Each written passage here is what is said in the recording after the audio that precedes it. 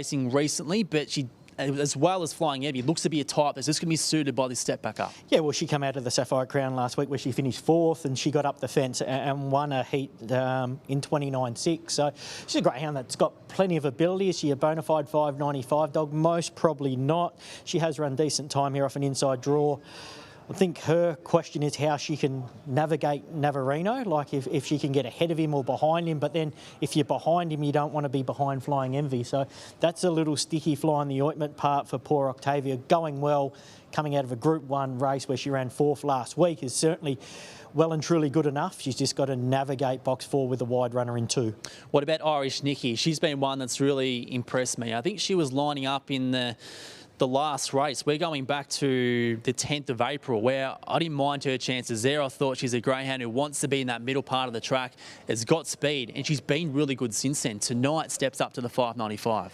Yeah, big question mark over the 595. I think that's the first thing to warrant with her is last week visually it looked like she was running through the line, but she was chasing after Mapunga Rocky, who we identified getting really tired, but she really didn't show her customary early speed, so she'll need to be on her best box manners if she's able to zoom to the front. I think that's how she can win, if she can zoom to the front and dictate from the front.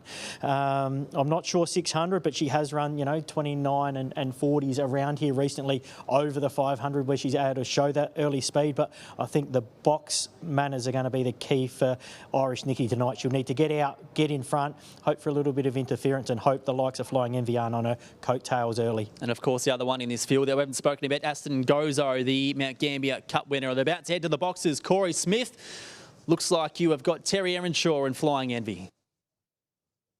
I was just listening to the boys talk and her run home last week, the fastest of the meeting. Happy to get her back up to the 595? Yeah, that's where she needs to be. So we'll get her up in distance again and see if she can get some room early.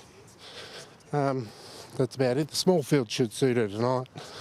So obviously a very fast dog. Box number 1 on the bend start. Is that the right sort of recipe for her? She doesn't like the corner starts that much, but she gets a little room with this small field. She might go all right. What's next for her after this? Is it back up to the 700? We'll try for the Pink Diamond over the 650 and then the following week. So we'll give her a trial and head over there. Beautiful. Good luck there. I'll just grab a quick word with John Connor. He's just an old marvel, this bloke, isn't he?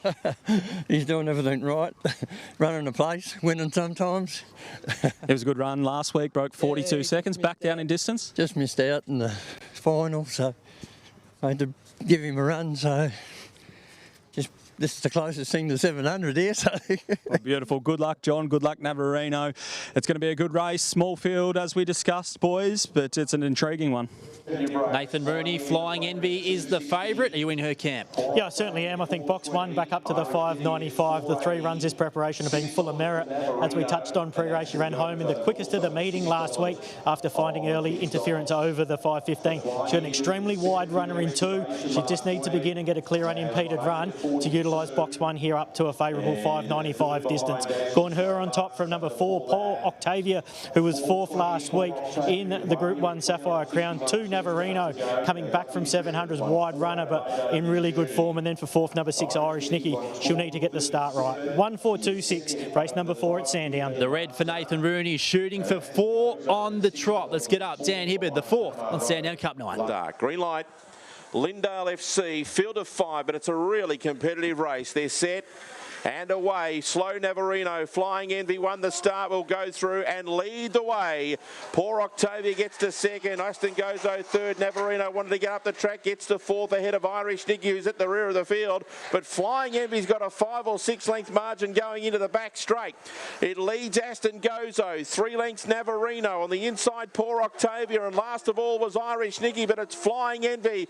Turns for home with a massive lead. Aston Gozo can't get it. Navarino's going to get up for 2nd, but Flying Envy too good. Flying Envy by 7. Navarino 2nd. Aston Gozo ran 3rd. 4th across the line was close. Poor Octavia, maybe just over Irish Nikki, but the judge can have that. The time, goodness gracious me, look at that, 33 and 77. Yep, cop that. Wow, indeed, Dan Hibbard says that is fast. 22.98 to the back split. If they break 23, they are absolutely humming. And Nath, we knew she was coming into this with good form. We knew she was going to be suited to stepping back up to 595 metres, but I'm not sure we expected her to go that fast. No, we did identify the wide runner in 2, and she should get a pretty bruised free run. But when you run 9:01, 22.98, you're making your own luck. And if that doesn't put a smile on Terry Earnshaw's face, we knew her runs over 460 and 500 in preparation were really good. The sectional times were good. The run home time last week was good, but she just put the everything together tonight, and she was able to dictate from the front. Yeah, she's right on track for that 680 Pink Diamond, especially if she can draw down and begin like that. She's produced a phenomenal performance there, Jace. That's as good as you'll see. Yep, she's got home in 10.78, which is pretty sharp as well. Corey Smith is with Terry Earnshaw. Wow, after such a massive performance. Terry off air. We better bring that on air now as the boys join us. We're just saying 33.76. Not a real surprise, but still very, very impressive. Yeah, no, wrapped in that. Just getting that room early is a massive difference, you know. So if we could get that every week, we'd be wrapped, but doesn't always happen. The red box makes a big difference, though. It gets them out. But yeah, oh well, nice little prep coming into the Pink Diamond now, so we'll see how we go in that. Well, you said pre-race that she didn't really like the bend start, but she's gone 9:01, 22.98. They just don't really go quicker than that. Nah, well, just the room, it's a massive thing. You get caught out wide on that 600 there, and you're in no man's land, and it takes a while to straighten up and get mustered up, like a bit of muster and go again. So, no, we're wrapped. Well done, Terry, and good luck moving forward with the Pink Diamond. She's a girl that's always promised plenty, and a run like that, that's ominous for her Pink Diamond rivals. 100% top performance from her, and as you said, Nath, in fine form going to that Pink Diamond Series where, although she's got experience clearly over the 600 and 700 metres, the 650 just looks to be right up her alley, doesn't it? Yeah, it's a decent 680 at Geelong. 680. Yeah, so it's most probably in her sweet spot. It's in between that 600 and 700 range that she's racing on. She's been able to run home. I think what the key factor going forward is when you go to them horseshoe tracks and you got that short run to the winning post the first time, the key is going to be the box manners, and what she showed tonight was clearly at her best. So if she can draw down at Geelong in the Pink Diamond Series and be able to put herself in a forward position, I think she'll have another run, as Terry said, in preparation for that. She might go to Geelong and have, maybe a 600 where she, goes out of them boxes and pulls up on the corner or something just to get her familiarised with the surroundings. But I tell you what, she's produced a career best performance tonight. I thought her 3 runs leading into tonight were really good, and she's profiling really well for a good tilt at what will be an exciting Pink Diamond Carnival in the coming weeks at Geelong. Yep, indeed. The fireworks will begin shortly in terms of the Pink Diamond, where I think it's late next week, Nate, where all the qualifying events start to get underway. I think there's some at Bendigo, Shepparton. Yeah, I think Ballarat. Next week we start on Thursday at Geelong with the Maidens. The Maidens have a 3-week series over 400 and 460, and they're based all at Geelong. So the Maidens will kick off next Thursday night, and then the week after we start to see the other races qualify around them other tracks, and then 3 weeks or 4 weeks time from now we see the final at Geelong, which is always a really good card. 12 races of the best that Victoria has to offer at a premier racing venue of Beckley Park. So no, it's a wonderful series and really looking forward to it.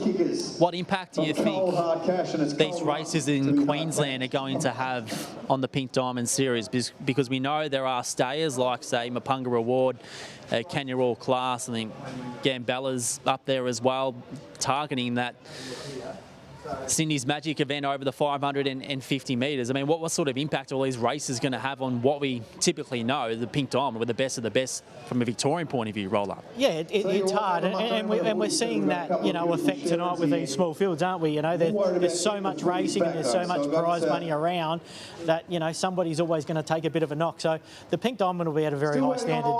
Don't doubt that. But as you mentioned, a few of them greyhounds will go to Queensland, or already based up in Queensland, which will just take them out of the series. But nonetheless, you know, when we're seeing greyhounds like Flying Envelopes produce 33 and 77 on the clock here tonight, there's no doubt that the quality at Geelong in a month's time will be certainly worthwhile of viewing and being a part of. So it won't be most probably at its fullest because of what the racing calendar has provided, but it'll